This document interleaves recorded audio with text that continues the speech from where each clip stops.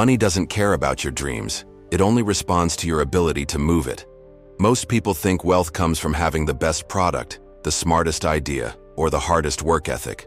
But here's the truth.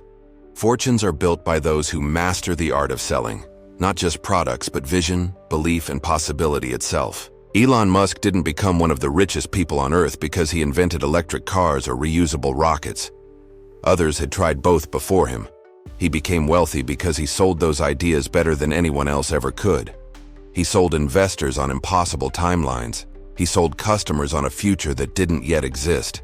He sold employees on working 80-hour weeks for a mission bigger than a paycheck. That's not engineering. That's salesmanship at its highest form. I've watched this pattern repeat itself across every industry I've consulted in over the past 15 years. The entrepreneurs who scale aren't always the most talented. They're the most persuasive. They understand that every conversation is a transaction, every presentation is a pitch, and every relationship is built on perceived value. Musk took companies that were bleeding money and convinced the world they were worth billions. That's not luck. That's strategic selling wrapped in storytelling. Let's break down exactly how he did it. First, Musk sells urgency. When he talks about Mars colonization or sustainable energy, he frames it as a survival issue, not a preference. He doesn't say electric cars are nice to have. He positions them as humanity's only path forward.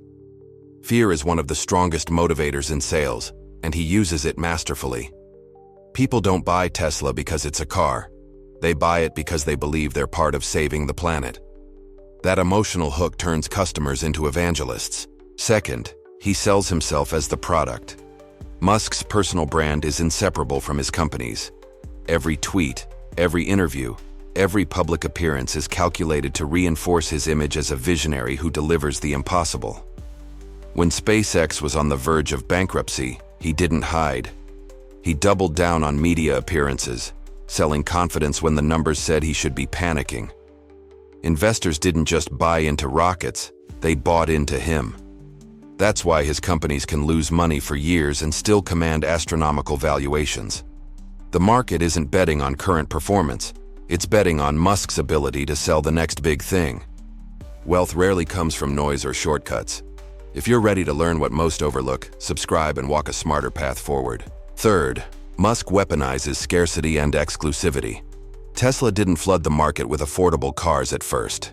They launched the Roadster at over $100,000, creating a luxury brand that only a few could access. By the time the Model 3 arrived, the brand had cachet. People weren't just buying transportation, they were buying status. I've seen this play out in Mexico City, where owning a Tesla became a symbol of being environmentally conscious and financially successful. That's strategic positioning, and it inflates both demand and price. Fourth, he sells the future, not the present. Most businesses are stuck selling what they have today. Musk sells what could exist in 10 years. When he unveiled the Cybertruck, it looked like nothing else on the road. Traditional automakers called it impractical, but 250,000 people put down deposits within a week because they weren't buying a truck, they were buying a piece of tomorrow. This is where most entrepreneurs fail. They focus on features and specifications. Musk focuses on identity and belonging. He makes customers feel like pioneers. Now, here's where it gets interesting. I run multiple businesses, and I've managed teams for 8 years. I've seen the difference between companies that grow and companies that survive. The ones that grow have leaders who can sell internally as well as externally. Musk convinced engineers to sleep at the factory during production hell. He convinced suppliers to extend credit when cash was tight. He convinced governments to give him subsidies and contracts. That's not just charisma, that's understanding leverage, timing, and human psychology. I remember advising a tech startup in Toronto that had better technology than their competitors, but couldn't get funding. Their pitch focused on technical superiority. I told them what I'm telling you now. Investors don't fund products, they fund stories they can sell to their partners. We restructured their entire presentation around market disruption and societal impact. 6 months later, they closed a Series A. The product didn't change, the selling did.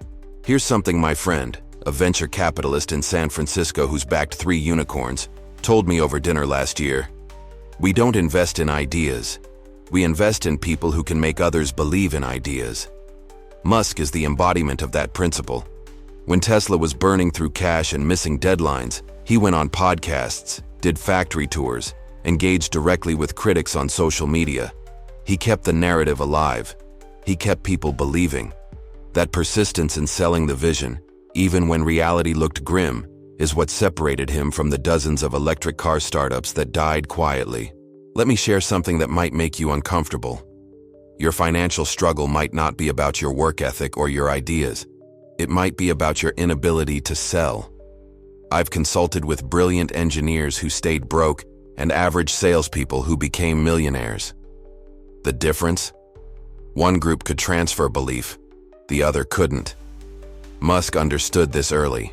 His first major success was Zip2, which he sold for over $300 million. Then PayPal, sold for $1.5 billion.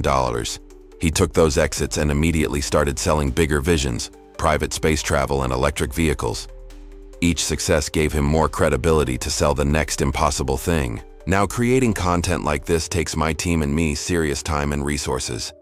We research, script, and produce these insights because we believe in adding value to people like you who are serious about growth. If this resonates, subscribe. Your support encourages us to keep delivering advice that could genuinely change your financial trajectory forever. We read every comment, and subscribers get priority responses because we're building a community here, not just broadcasting into the void. Think about this. What are you selling right now, even if you don't realize it? If you're employed, you're selling your time and skills. If you're an entrepreneur, you're selling solutions. If you're building a career, you're selling your potential. The question isn't whether you're in sales, you are. The question is whether you're doing it effectively. Musk showed us that selling isn't manipulation. It's clarifying value and communicating it so compellingly that people want to be part of it. So here's my challenge to you. Study how Musk sells. Watch his presentations. Read his interviews. Notice how he frames problems and solutions. Notice how he uses specificity, exact timelines, precise numbers, vivid descriptions. Notice how he absorbs criticism and redirects it. These aren't innate talents, they're learned skills. And if you're serious about wealth, you need to learn them too. Drop a comment below and tell me where you're watching from. Are you in the USA, France, Mexico, Canada, or somewhere else entirely?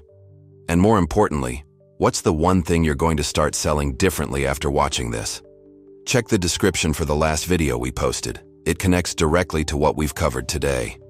The end screen will guide you there too. The art of selling made Elon Musk rich. The same art can work for you. The only question is whether you're willing to master it.